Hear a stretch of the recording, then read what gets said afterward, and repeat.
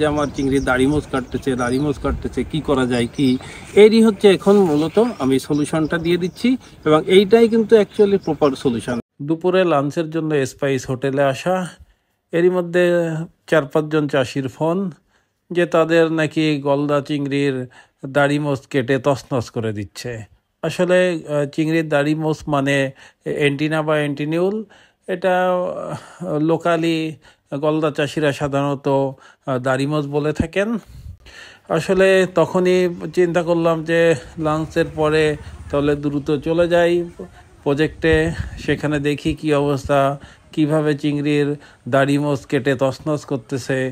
আসলে বোঝার ব্যাপার, কারণ চাষিরা এটা নিয়ে অনেক বিভ্রান্তিতে পড়ে, সেই বিভ্রান্তিগুলোই দূর করতে হবে। এই জন্য এন্টেনা কাটছে, তারপরে একটা গাইডলাইন দিতে হবে। যাই হোক, উদ্দেশ্য গলদা চিংড়ি ফার্মে যাওয়া, যে দেখি কিভাবে গলদা চিংড়ির এন্টিনা কাটছে। চলে আসলাম নিকটবর্তী একটা ফার্মে, বাগেরহাটের মধ্যেই। এই চাষি, উনি খুবই পুরাতন চাষি এবং অভিজ্ঞ চাষি। ওনার গলদা বাগদার উপরে অনেক এক্সপিরিয়েন্স আছে, প্রায় 16-17 বছরের এক্সপিরিয়েন্স। উনি সিপি এসপিএফ গলদা স্টক করছেন 40,000। 3টা পুকুরেই সমানভাবে মাছ আছে, একটা 60 শতক, 70 শতক, 80 শতক। ওনার মাছ মূলত সব দিক থেকেই ভালো। তবে হঠাৎ করে কেন চিংড়ির দাড়ি মোচ কাটছে দেখি, খুঁজে বের করি। আসলে চিংড়ির দাড়ি মোচ কাটার কিছু ব্যাপার আছে। চিংড়ির এন্টিনা কিন্তু আপনারা সবাই জানেন এটা একটা সেন্সর। এখন আপনাদের আমি বলবো যে গলদা চিংড়ির এন্টিনার কাজ কি এবং কেন এই এন্টিনা কাটে। আজ বলবো গলদা চিংড়ির এন্টিনা কাটা নিয়ে। আসলে যে এন্টিনা কাটা নিয়ে চাষিদের অনেক ধরনের মতবাদ, অনেক ধরনের মাথার মধ্যে চিন্তা যে কিভাবে এন্টিনা কাটে। আসলে যে এন্টিনাকে অনেকে দাড়ি মোচও বলে, কিন্তু এই দাড়ি মোচটা ব্যাপারটা সায়েন্সের ভাষায় এবং চিংড়ির ভাষায় এটাকে এন্টিনা বলে। এবং এই এন্টিনার কিছু কাজ আগে বুঝতে হবে। এই এন্টিনা কাটা অ্যাকচুয়ালি কিন্তু কোনো রোগ না। এন্টিনা মূলত সেন্সর। তার মানে এন্টিনা চিংড়িকে এন্টিনার সাহায্যে বোঝায় কিভাবে কোথায় খাবার আছে, কোথায় নিজেকে আত্মরক্ষা করতে হবে।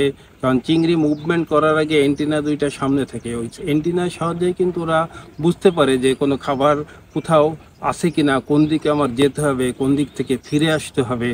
কোনো ক্রমে যদি এন্টিনা কাটে তাহলে এটা কিছু আলাদা কারণের জন্যই কিন্তু এটা কাটে, কোনো নিজের চিংড়ির ইন্টারনাল বা এক্সটার্নাল এসবের সমস্যার জন্য কিন্তু কাটে না।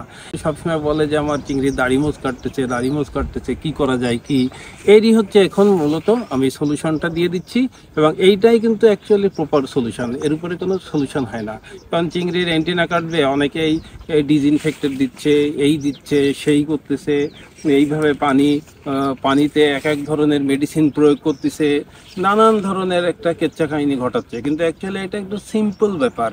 কি, মাছ এন্টিনা কাটতেছে, দেখতে হবে যে কোন কারণের জন্য এন্টিনা কাটতেছে। প্রথমটা কারণ হচ্ছে feeding management.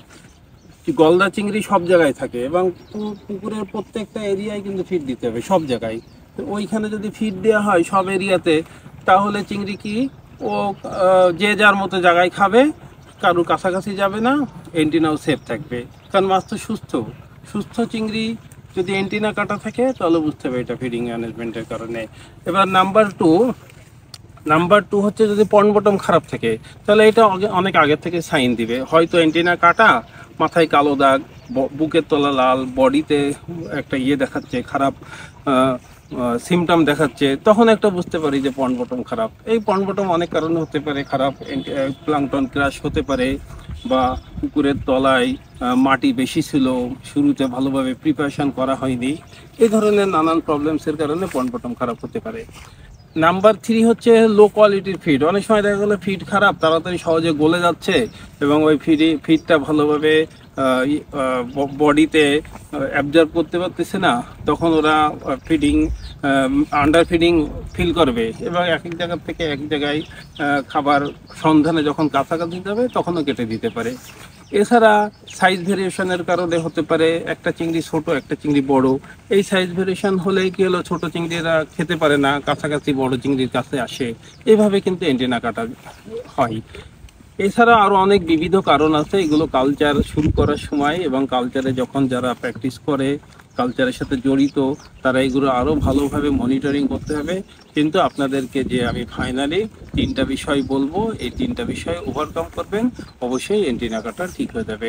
Number one, feeding ম্যানেজমেন্টটা ঠিক করা লাগবে, সমস্ত জায়গায় ফিড দেওয়া লাগবে, এবং ফিডিং এর যেই ফ্রিকোয়েন্সি, সাপোজ ফিডিং যে অনেকে এক বেলা দেয়, দুই বেলা দেয়, এই দুই বেলার যে ডিউরেশন, এটা অনেক ধরনের অনেক গ্যাপ থাকে, এই গ্যাপের কারণে এন্টিনা কাটে। এই জন্য অবশ্যই আপনাকে সকালে, দুপুরে এবং রাত্রে বলতে 9টা 8টা 9টা এর মধ্যে একটা ফিডিং করতে হবে, সকাল 6টা 7টার মধ্যে একটা ফিডিং করতে হবে, তাহলে কিন্তু এন্টিনা কাটা অনেক ক্ষেত্রে কমে যাবে। আর হচ্ছে পন্ড বটমের দিকে ঠিক রাখতে হবে, সয়েল প্রোবায়োটিক দিতে হবে, ক্যালসিয়াম কার্বনেট বালি দিয়ে দিতে হবে, জিওলাইট দিতে হবে, এই জন্য পন্ড বটম ভালো থাকবে। আর যদি সাইজ ভেরিয়েশন থেকে থাকে, তাহলে আপনাদের গ্যাপ ফিডিং করতে হবে, সাইড ফিডিং করতে হবে, এবং সেটা 10-15 মিনিটের গ্যাপ রেখে। এইভাবে যদি কিছু মনিটরিং করেন, তাহলে কিন্তু অনায়াসে দেখবেন যে এন্টিনা কোনো কাটাই নাই, একদম রিল্যাক্সে ঘুরে বেড়াচ্ছে মাছ। এবং এন্টিনা কাটা, দাড়ি মুছ কাটা নিয়ে এই ধরনের কোনো চিন্তার কোনো কারণই নেই। আপনারা পুকুরের pond bottom management, water quality management, এবং চিংড়ির হেলথ ম্যানেজমেন্ট এবং ফিডিং ম্যানেজমেন্ট, এই কটা জিনিস খেয়াল রাখলে আপনাদের এন্টিনা কাটা থাকবে না চিংড়ির। Thank you.